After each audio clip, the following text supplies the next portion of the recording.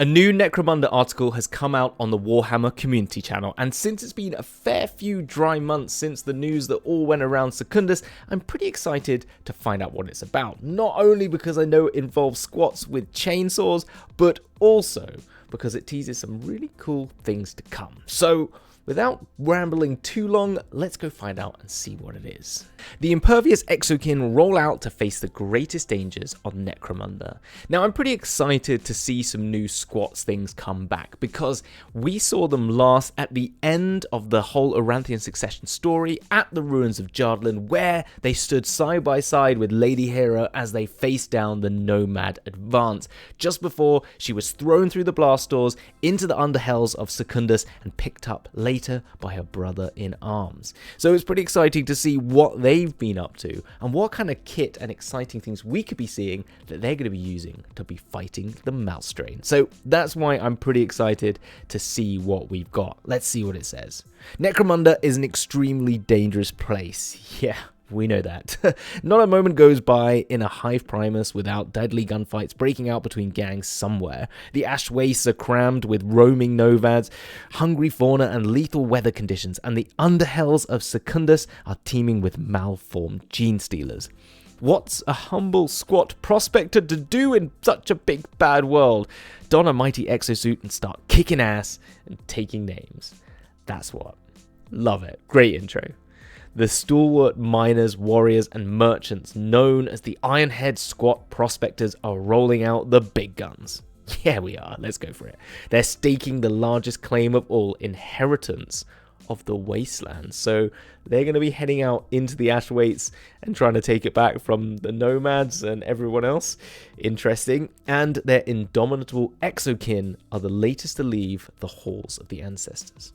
Now, I've got to say, it's really great to hear them using words like kin and ancestors and linking it all back to the sort of lore and stuff they built up for the Leagues of Votann. Because we had the squats in Necromunda way before the Leagues came back, but it's very nice, and I feel it's kind of a bit of a necessity in some ways that they should sort of bring the sort of lore in together between what is the relationship between these squats and the Leagues of Votann. How do they relate? Are they just another part of that, or are they a completely separate culture that's sort of grown out in Necromunda? I don't actually know what the whole link is. I've not read enough Leagues of Votann lore, but it's really great to see these links being brought into Necromunda so that it makes people like myself who've not made that leap go, I'm going to have a look at that codex now and just kind of start to find more interest, and that's what it does. It's nice to see the sort of cross-pollination of both those games, and yeah, and sort of expand the world of 40k and the world of Necromunda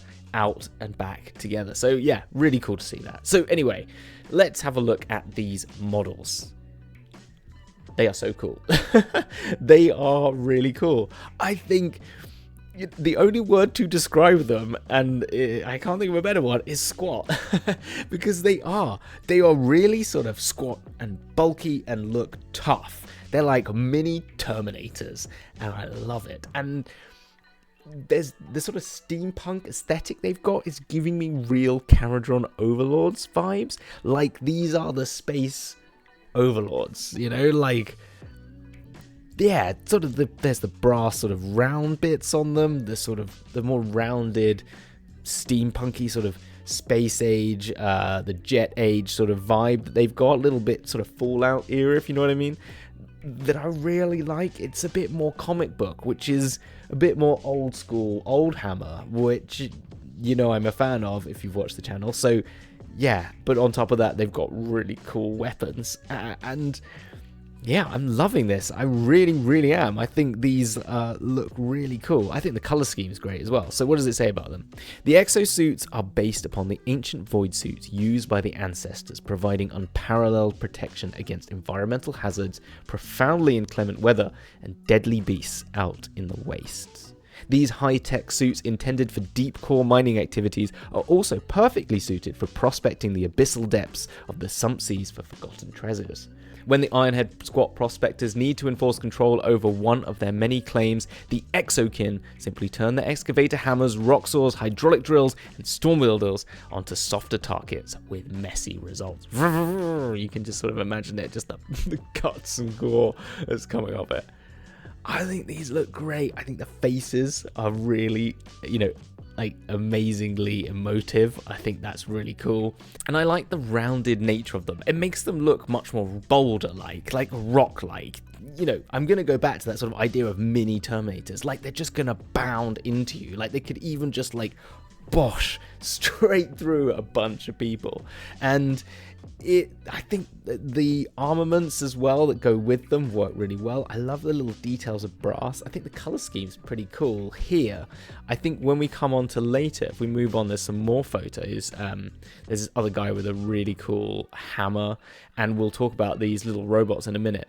But this one here, I think this is where the color scheme lets down. I don't think that helmet, personally for me, should be in that lighter color. I think it would look cooler if it was in the darker tone or maybe in the bronze. But it is giving, I think I'm seeing here a little bit of kit bashing back and forth between Caradon Overlords, and these could become something very cool. So I like this a lot.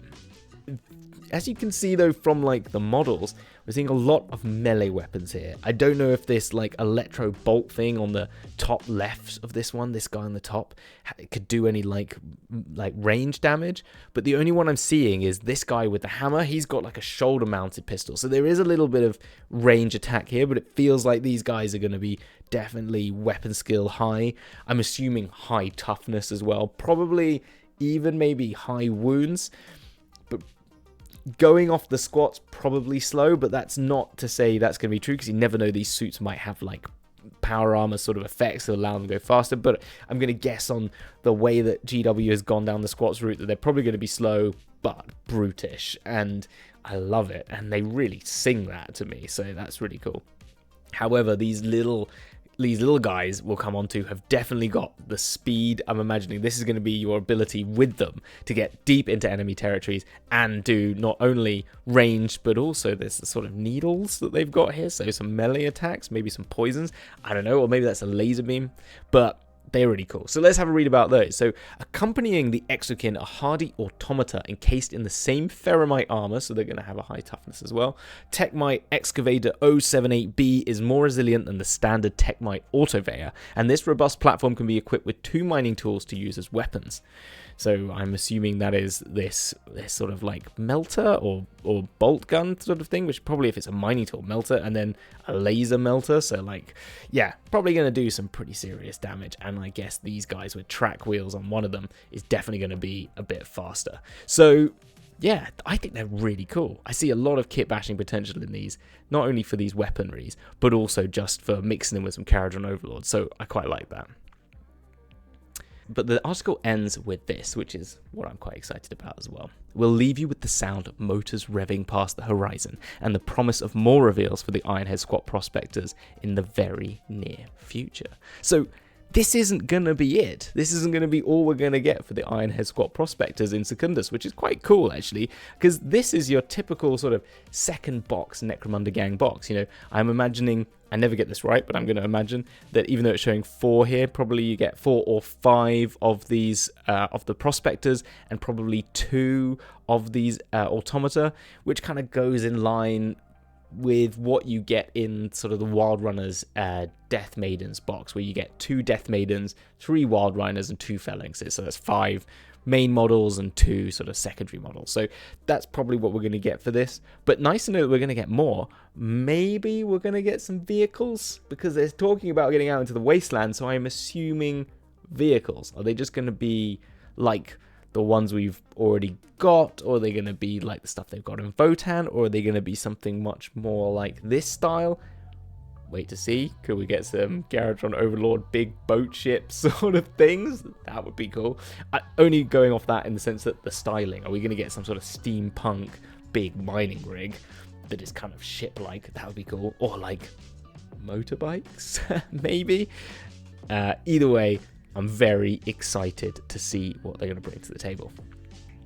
But what is actually exciting me more, and I'm eager to see come out from the Necromunda world, which is probably not going to be now till the new year, because we've had all our big reveal sessions and they don't really want to do anything now until the end of the year, is the Delag. I'm still holding out on that. That's my big bet for Secundus, is that in this next chapter of the story of Necromunda, we're going to get a big Delag reveal. They're going to come into this storyline, I assume, actually maybe when Hera gets out of the Underhells, or it's going to be the storyline that happens in the meantime while she's still stuck down there. I also think a model for Ozostium would be really cool, but I'm expecting that also isn't going to come until we've got through the whole Secundus thing. They've got their Archaeotech that they want to get, and then Lady Hera is going to bring a charge back against Credo and Ozostium and take back Necromunda, and there's going to be something cool then, and that's probably when we'll get that model. I'm just kind of excited for the story to move on. I think Secundus has been a great sort of addition to Necromunda. It's brought a load of new gangs, brought some really cool lore into it, but I'm finding that story really exciting, and it's kind of like one of those books, like in the Wheel of Time, when you're reading it and then suddenly it just goes off, like takes you to a really cool point, and then it's like, we're going to go see what Matt's up to for a couple of books, and you're like, but the dragon was gonna blow up. What, you know? It's that kind of feeling. Like I'm like, but there's Ostium. He's taken over the Necromunda. When are we gonna get back and fight him? You know, I'm just eager for that part of the story to happen. So, anyway, that's enough ranting for now. That was a very short little Warhammer community update, but exciting times. A lot of cool little things. I think a great new move in style for the Ironhead Squad prospectors, and I'm eager to see more. And until the next time there's some Necromunda news, or I've got another video, some of my Necromunda lore, I've got some more kit bashes coming out, I'll see you then. So, in the meantime, you stay safe in the Hive. Bye everyone.